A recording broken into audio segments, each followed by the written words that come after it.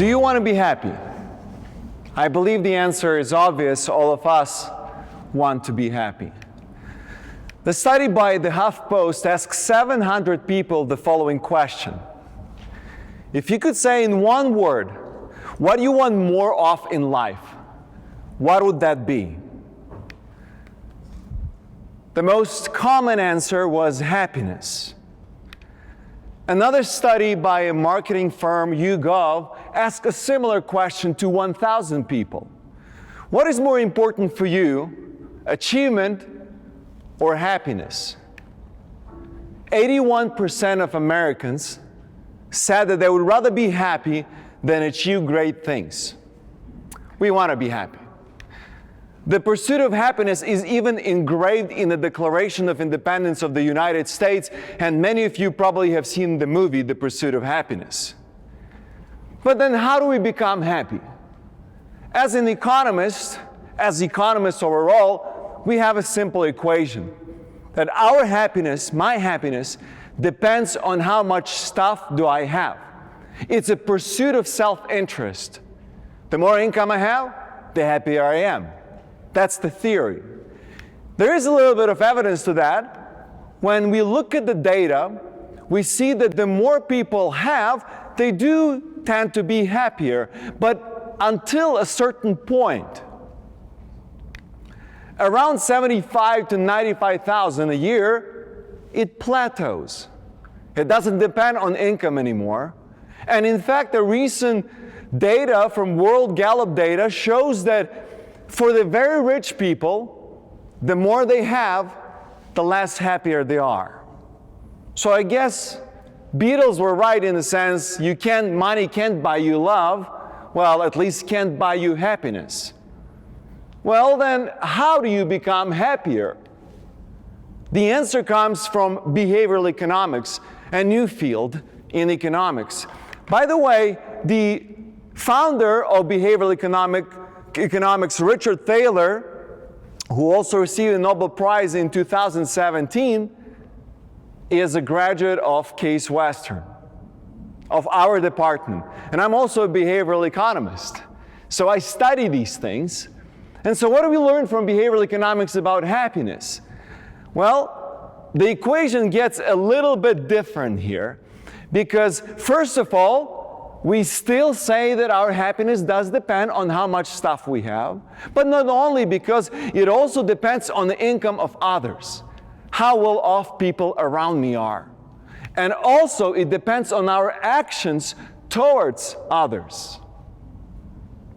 One study in the Science magazine shows that when we spend a certain amount of money on others, we feel better, we are happier than when we spend the same amount of money on ourselves.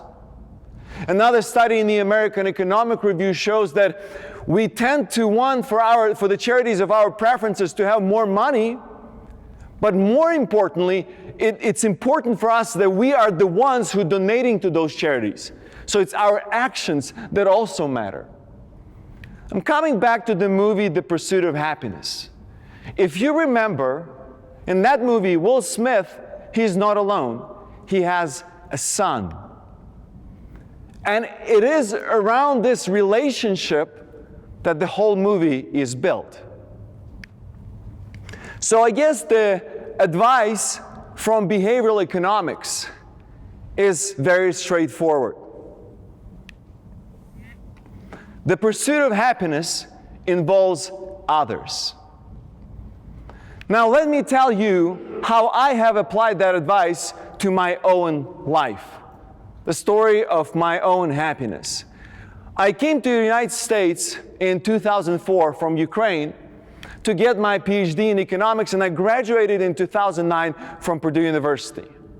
That same year, I became a professor at the Economic Science Institute, which was ranked #1 in the field of experimental and behavioral economics in the world. Moreover, I was working with Vernon Smith, who became my friend and co-author, who was the Nobel Prize winner for developing experimental economics. And to top all of that, we were living with my wife in Orange County. This is the picture that she took from one of our best places that we love to visit. So, I was living my dream job, working with some of the best people in my field and doing some really cool stuff with my research. And yet, I decided to move with my wife to Cleveland. And any sensible person would say, why? Why would you do that? And the answer is actually quite obvious for us. It's our family.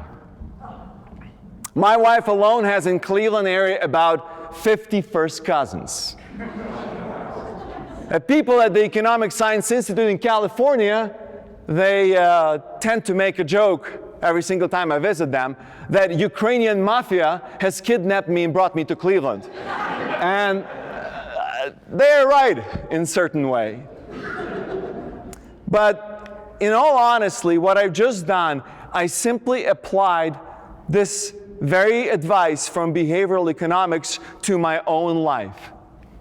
And that advice is, if you want to be happy, surround yourself with people who you love and who love you.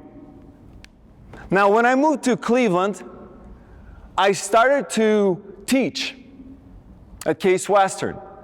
And the classes that I taught were game theory and negotiation. Now, for the last 5 years, I never had an empty spot in any of my classes. Now, part of that is because it's just a fun classes to take, right? Game theory sounds fun. Negotiation sounds very relevant. But the other part has to do with my teaching philosophy. You see, when I approach teaching, I ask a question: how can I use my teaching to help my students achieve their goals and dreams? My favorite shelf in my office is where I have all the postcards from my students saying thank you and how I was able to impact their lives. Now, I also, from time to time, receive emails from my students years later who would say how the classes and experiences that they had with me have impacted their careers in significant ways. It's very satisfying personally, but by helping our students, my students, I also ended up helping myself. Last year, I was named under 40 best business professors in the world. And the nomination came from my students.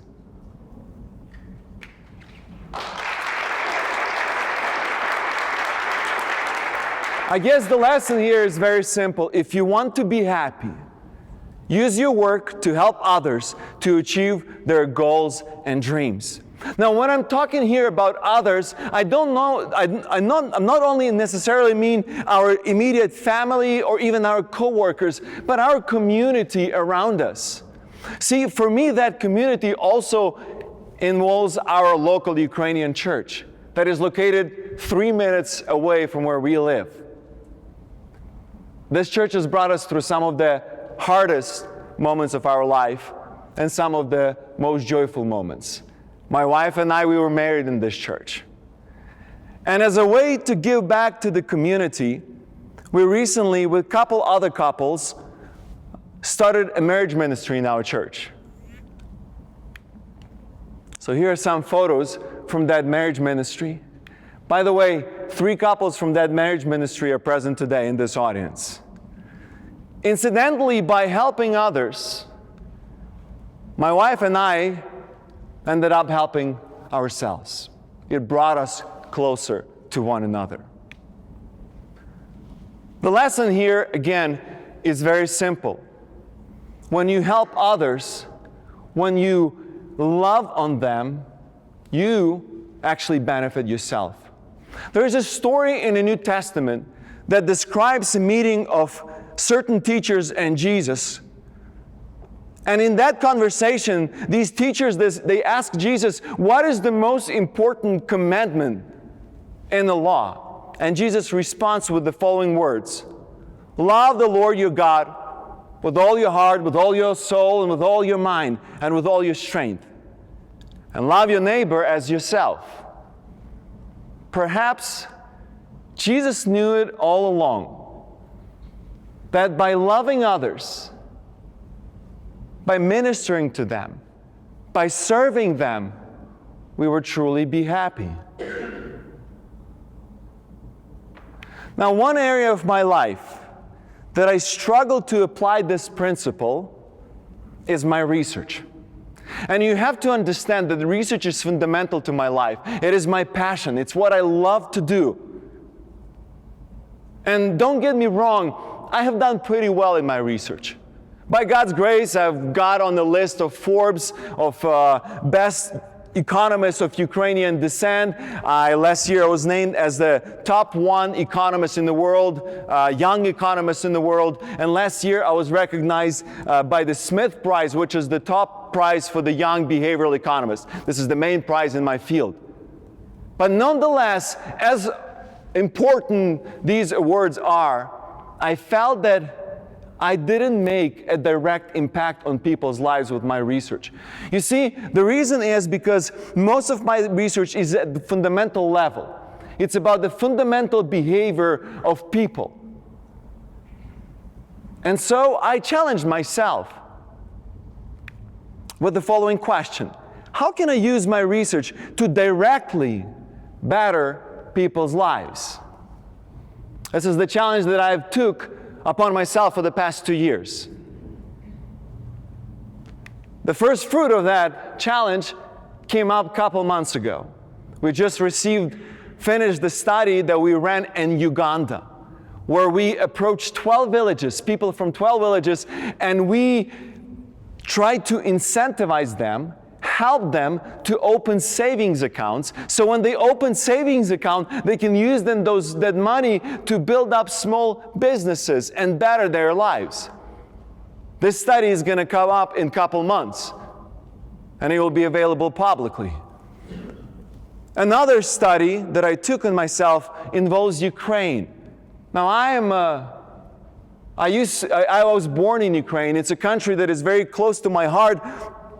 And since 2014, the Russian-Ukrainian conflict, I've been constantly traveling back to Ukraine, trying to help Ukrainian university students, working with the government. And even last year, well actually this year, this summer, I took a missionary trip. I went to the front line where the conflict is. I met people, and I saw what kind of devastation a conflict can bring: hunger, separation, destruction. And I thought to myself, is there any way I can change something about it? Can I use my career, my research to actually better this situation? I hope I can. In a couple months, we're going to start a large field study in Ukraine, aiming at increasing trust between the Russian-speaking and Ukrainian-speaking citizens of Ukraine. I hope we will be successful.